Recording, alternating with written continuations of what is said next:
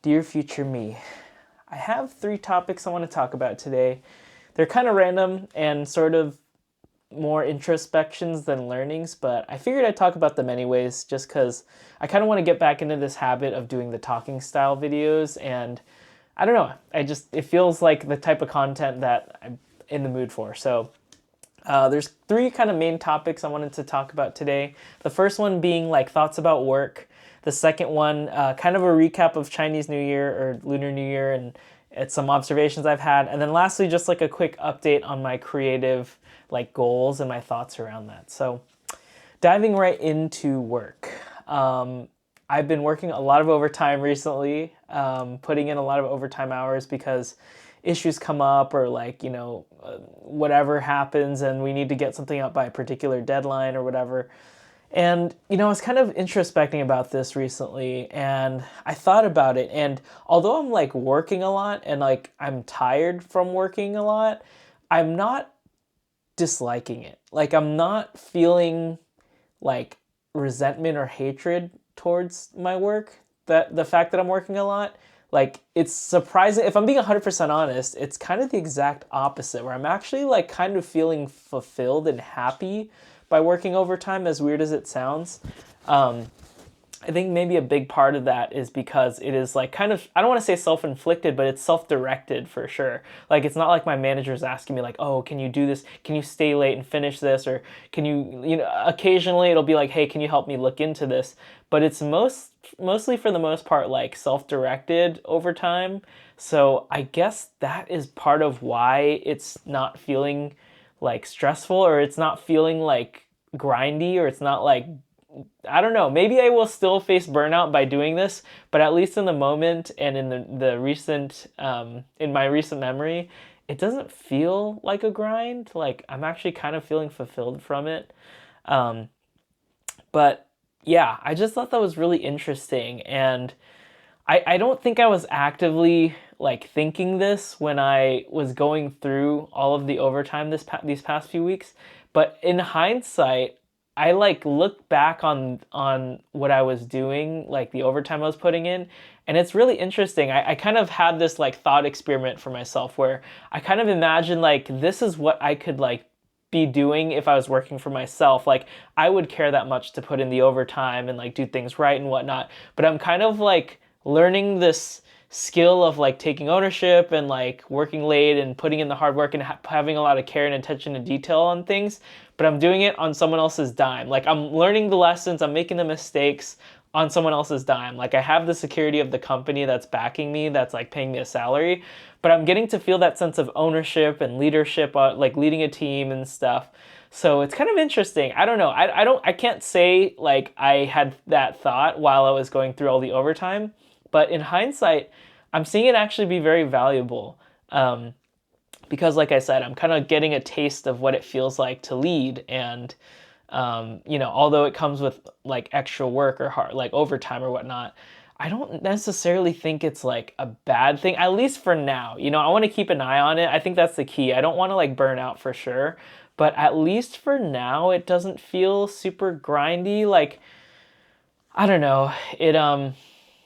I'm able to bear it right now, and I'm actually, like I said, I'm getting fulfillment out of it.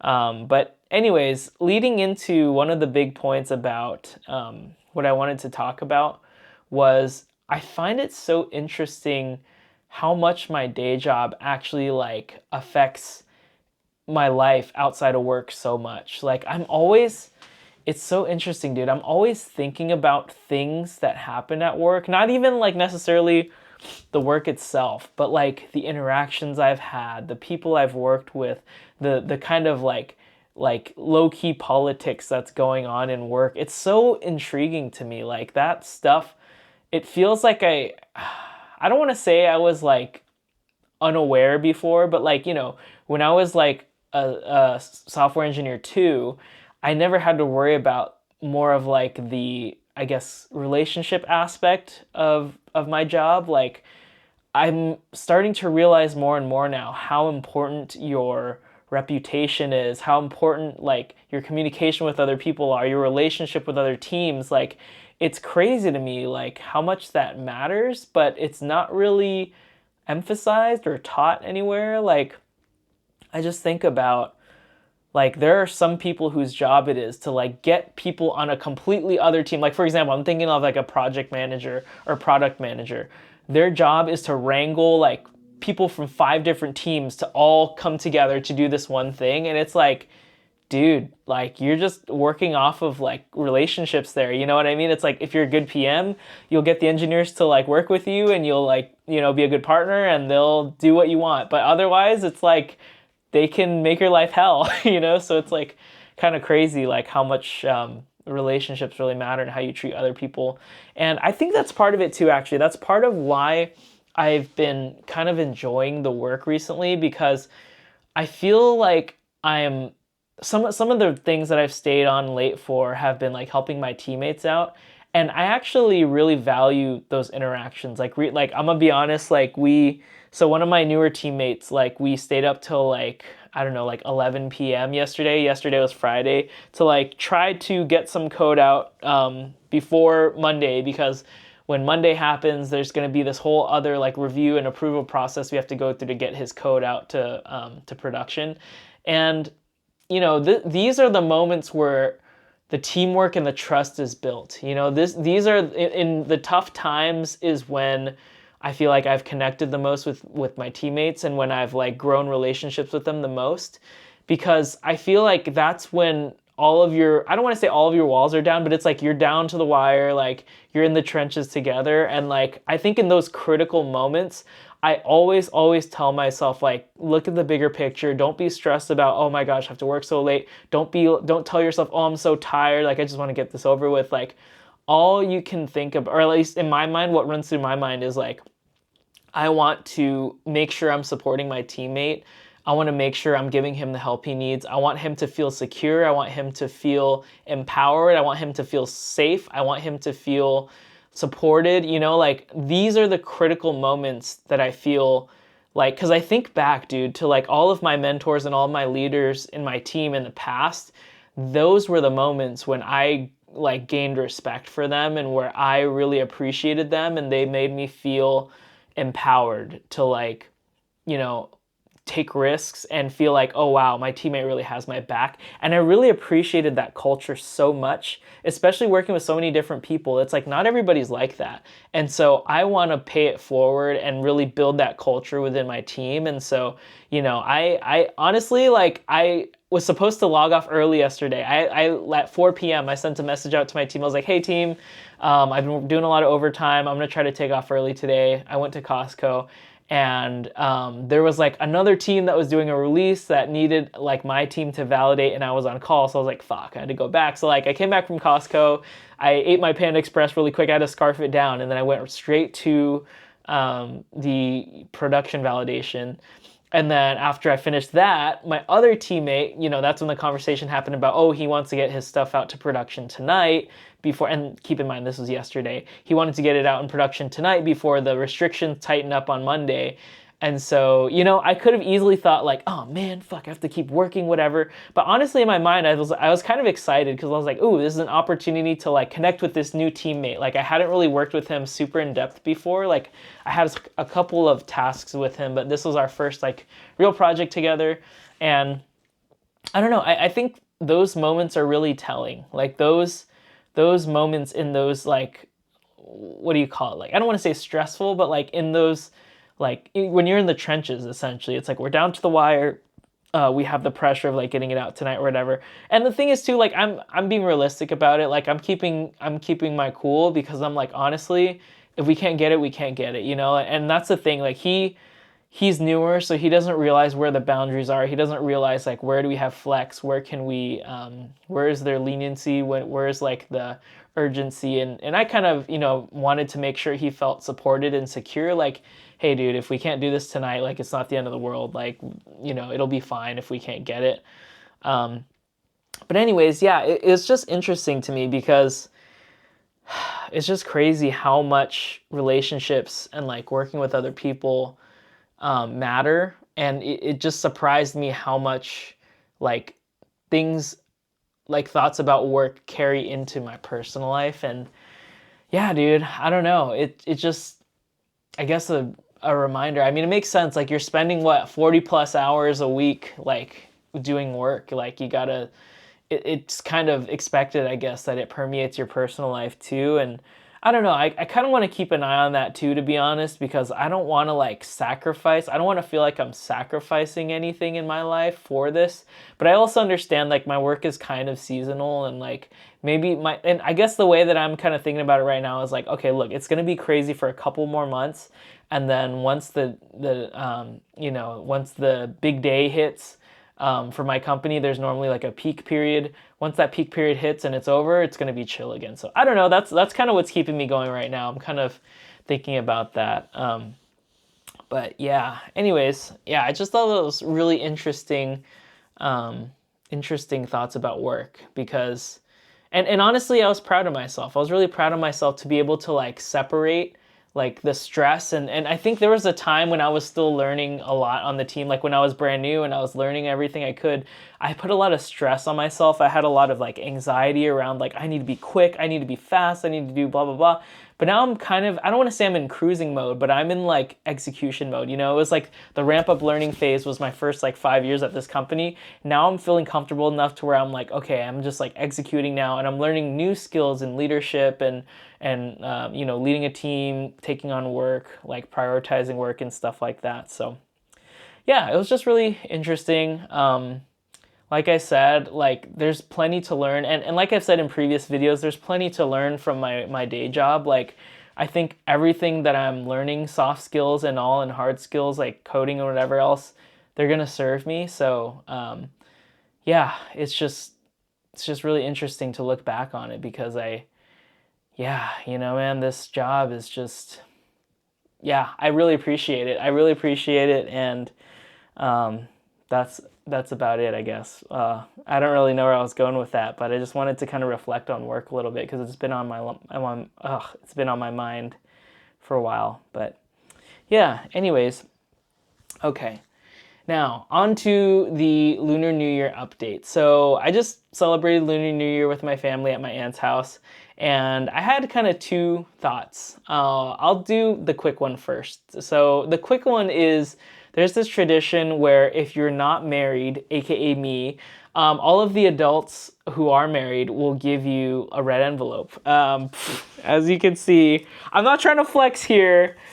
This is really bad. I'm gonna say, this is really bad. I feel so fucking guilty for taking this. Like, I genuinely do not need this. Like, it feels terrible to me because, like, I don't want to be mean, but, like, I'm a grown-ass adult with, like, a good paying job. Like, I don't need the money. I really, literally don't need the money. Like, the thing is, like, my family's so generous. They'll give me $20 each, bro. Fucking $20 each. And this, this isn't even, I don't need that. I really don't need that. And it kind of hurts me because, like, some of these families have kids, and I'm like, bro, use this money to feed your kids. I literally don't, I'm a fucking single guy with like a tech job. I don't need this fucking, and it's not an ego thing or anything like that. Like, genuinely, if they wanted to, because the thing is, they always justify it by saying, oh, it's for good luck, it's for good luck. Okay, then put $1 in it. Why do you gotta fucking put $20 in it? You know what I mean? Put $1. If you just want the luck and message, just put $1, or $5. Why does it have to be 20? I don't know, dude. I don't like that, honestly. That's the thing too. I don't want to like say it's my family or anything, but it's like, I don't like the fact that my family does all of these things just because it's the way we always did it. It could just because it's tradition. They're not practical about some of these things. And it's like, I don't know, because we're not all that like spiritual or whatever, you know what I mean? Like I feel like they just kind of like hand these red envelopes out because it's what we've always done as a family or whatever. When we're young kids, I get it, it makes sense. We get all happy and excited. We're little kids, we don't have a job. We're like, ooh, money, yay.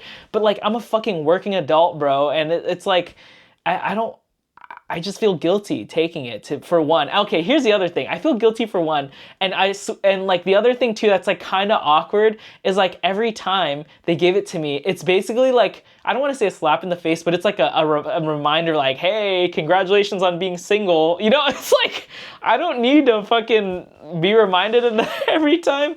And I don't know, like genuinely, I could not give less of a fuck about that part. Like it doesn't really bother me, but it's just like why? Why does that, like, who made up that rule? Oh, just because you're single, you get a red envelope. It's like, You know what I mean? It's like, it just feels bad. It feels bad to me.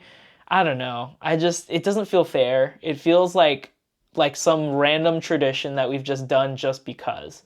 So I really don't like that. I don't know. It's just, I don't know, man. It just, and cause like my parents will give it to me, my brother. I'm like, my brother has two fucking babies to take care of. Stop giving me money. My parents are literally like trying their damnedest to pay off their house. I'm like, stop giving me this money. You know what I mean? It just, doesn't feel good, man. Doesn't feel good. And that's the thing. If you try to give it back to them, it's like, oh, you're being disrespectful. Like, stop that. I'm like, bro, there's no winning. But yeah. Anyways, I just thought that was a yucky thing. I don't know. I don't know if other people can relate to that, but it just feels so yucky to me, this whole thing. But anyways, with that being said, that was supposed to be a quick point, but then I went on a rant there. But yeah, it's just a weird thing about red envelopes and tradition or whatever else. But anyways, on to the second realization. So my two baby nephews, they're so freaking cute and adorable. I love them so much, but they're getting big. They're starting to, they walk pretty good now. They can walk and run and whatever.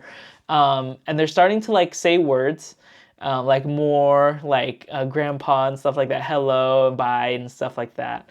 But I think this is the first time I've really witnessed like my nephews really, I don't want to say like exhausting my brother and my sister-in-law, but this is the first time I've seen them like kind of like super tired and frustrated with them, because in the past I feel like they weren't really walking or whatever. They were pretty easy, like at least from the short time that we would like see them at family parties and stuff.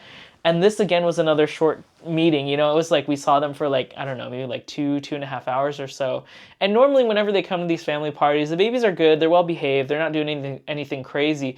But now that they can walk, oh my gosh, they're running around, they're grabbing stuff, they're throwing stuff, they're kind of like I guess they're more of a menace. They're like they're going around and touching stuff and whatever else. And it was the first time I saw my brother kind of like so tired, and like I just felt bad because like seeing him and his wife, like they had to literally scarf down their food because the babies are just like they're eating a lot now. And they're in like so people kept offering them food like, oh, you should go eat this, you should go eat this. And then my sister-in-law is basically like, I would love to, but honestly we don't have time. Like if I could just sit down and enjoy this, I would love to, but I just can't. Like I just gotta eat as fast as I can because the babies are eating, they're eating, they just gotta like get it done kind of thing. And not to say that like deterred me from wanting kids, but so okay, I will preface it by saying this. That alone did not deter me from wanting kids. But also, I'm starting to witness once again, like, there's this other little girl there, friend of the family. I don't know, she's maybe like 5 or 6 or something like that. Oh my gosh, dude, she was running around yelling so much. And I was just like, oh my gosh, if I was a parent right now, having to deal with that. And then also, another thing, my coworker, he has 3 kids, and just he seems to be struggling at work a lot because of how tough it is to like manage kids and a job. And I'm like, oh my gosh, I legitimately don't know how parents do it. I get it, like, when you're in survival mode, when you're in that situation, you got to make it work. But it's like, oh my gosh, like seeing it from my side where I'm like, I'm a free man, I can do whatever I want with my free time. I can like, it just, I don't want to say it made me think twice about having kids, but it did make me really like take off the rose-tinted glasses a little bit, because I think maybe a couple videos ago I talked about like, I think I do want kids and like it seems so cool and whatever. I think I still stand by my thought that I would want to work for myself, and I wouldn't want to be like a day job or like a salary person, a salary man or whatever, like while raising a family. Because I don't know. Who knows? Again, I don't know what the fuck I'm talking about. I'm just talking out of my ass here. But like, at least from what I see, right? Because I think about my team right now and the work I do. I feel like the standards are so high that like, I don't know, I would, one of them is going to have to suffer, either my job or my family, and I wouldn't want to suffer, like sacrifice like time with my family or like not doing things well. So I don't know. And then, if I do want to perform at both of my job and my family, then it's like, then my hobbies and my passions are just out of the question. So I don't know. I don't think it's anything new necessarily, but it was like a reminder that I was like, ooh, like, got to really remember the reality of having kids. And it just made me think too, like one day, like if I do have the opportunity and I want to have kids, I better really, really be 100% sure that that is what I want, because that is an irreversible decision. And just the shift in your life, I think, I don't know, I think I'll have to be in a whole new way of life, a whole new like mindset to be ready for that. And I don't think I'm anywhere near that right now. But yeah, it's just a reminder, dude. Just a reminder to myself. Like really think about, do you want kids? I think I still do want kids in the future, but again, with the stipulation that I'm not a salary employee, that I have control and autonomy over my own time. So I don't know. At least that's what I say now. Look, I always say this. I say this now in this moment in time. Always totally open for my mindset to change, for my thoughts to change, for my stance to change.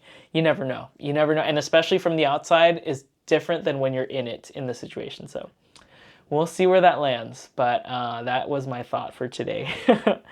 And lastly, I wanted to talk about my creative hustles and my side quests, or I want to say like my creative passions and aspirations. So I just want to say that I've recently only been focusing creatively on YouTube, like, and making these videos. Like, I haven't even been thinking about music much at all, aside from playing guitar, but I'm not feeling that pressure to like make music and release it. But on the other hand, I'm actually feeling pretty okay and secure about that, because I feel like when I get to the point of finishing my original songs and recording them and packaging them for release, I want it to feel like how it feels now working on YouTube, where my gut is just telling me this is what you should be doing right now. This is what I want to do right now. Because I don't want to like artificially enforce this like idea in my head that I got it, like TikTok, like the clock's ticking. TikTok, that was I love TikTok. That's, I don't want it to feel like, oh, I'm pressured because of the time or whatever at this moment, right? Because I want it to come up because I'm so excited and passionate about doing it, not because I'm forcing myself to for some arbitrary timeline, which may go counter to a thing I've said in a past video about like having kids, right? Because I thought like, oh, in order to have kids, you have to have a wife. And in order to have a wife, I got to start dating someone. In order to marry someone, I would want to date them for at least a couple years to get to know them, make sure it's like what I want. So yeah, until or unless if I have that, I don't want to force myself artificially to like pivot over to music right now and like put a bunch of emphasis and like put these artificial deadlines on me. Because right now, what feels frictionless, what feels fun, what feels fulfilling is doing YouTube.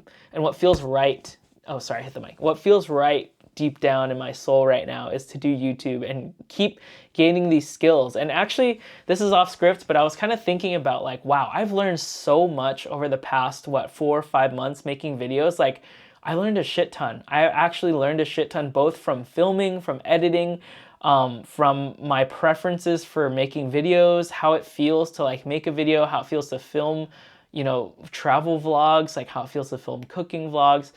And I had all of the same emotions when I was releasing music, but in a different format now. And it's so crazy because, again, I got some of those reminders from my past of like, don't make videos for other people, make videos for yourself. And that's why I'm trying to get back into this talking format, because I feel like these are the videos that really serve me. And these are the ones that feel frictionless, that I think will provide me value in the future, because I'll actually rewatch them. Like, don't get me wrong, the travel vlogs and cooking videos and stuff, they're fun. And I learned a lot from it. But I need to remind myself, don't fall into the trap of making content just for the views, because that's not why I'm doing this right now, to be honest. Like, and the thing is, like, I would hate to get known for something that was like a huge hassle for me to do. Like, if I made a video and it was bomb, but I fucking hated making it and I blew up from that, that would suck. Because then everyone's gonna like, once I stop making those videos, everyone's gonna be like, what the fuck? I didn't subscribe for this shit. But my hope is that, maybe at the same end, you know, I know it sounds like I'm flip-flopping, but it genuinely, this is like my thought process, because I have to be realistic about it, right? Like, I'm not gonna say like I'm never gonna do another cooking video, but it's like I'm not gonna do a cooking video to appease the audience. I'm gonna do a cooking video because I want to, because I either wanted to, because I felt really passionate or excited about the video, or I wanted to like hone my skills on like editing heavy video or something. I think that's one real benefit that I've gotten from the cooking video, although I don't think it's gonna be my norm.